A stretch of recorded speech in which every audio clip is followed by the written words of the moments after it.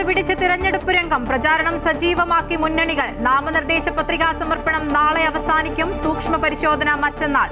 Voter പട്ടികയിൽ പേര് ചേർക്കാനുള്ള അവസാന ദിവസവും നാളെ.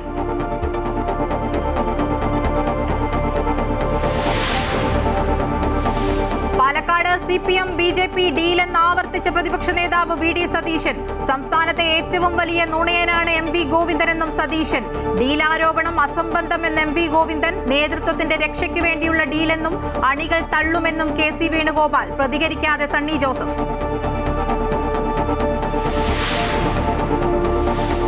മുൻ MLA കാരാട്ട് റസാഖ് ഇടതുബന്ധം അവസാനിപ്പിച്ച് UDF-ൽ. പാണക്കാട്ടെത്തി മുസ്ലിം ലീഗ് അംഗത്വം സ്വീകരിച്ചു.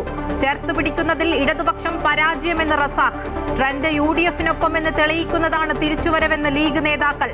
പ്രതീക്ഷിച്ചത് കിട്ടാത്തതുകൊണ്ടാകാം തിരിച്ചുപോക്കെന്ന് MV ഗോവിന്ദൻ.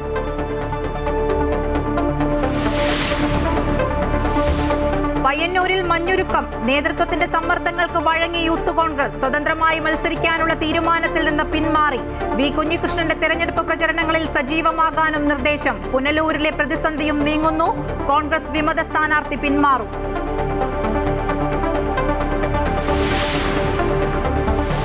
പശ്ചിമേഷ്യയിലെ രാജ്യങ്ങൾ ഉൾപ്പെട്ട സുരക്ഷാ ചട്ടക്കൂടിന് തയ്യാറെന്ന് ഇന്ത്യയെ നിലപാടറിയിച്ച് ഇറാൻ. ആണവായുധം വികസിപ്പിക്കില്ലെന്നും നിലയങ്ങൾ പരിശോധിക്കാമെന്നും ഇറാൻ. കടന്നുകയറ്റം പൂർണ്ണമായും നിർത്തണമെന്ന ആവശ്യം. ഹോർമൂസ് കടലിടുക്ക് 48 മണിക്കൂറിനകം തുറക്കണമെന്ന് ട്രംപിന്റെ അന്ത്യശാസനം. അമേരിക്കയിലെ ടെക്സസിൽ നിന്ന് LPG-യുമായി ചരക്കുകപ്പൽ പിക്സിസ് പൈനിയർ മംഗലാപുരം തുറമുഖത്ത്.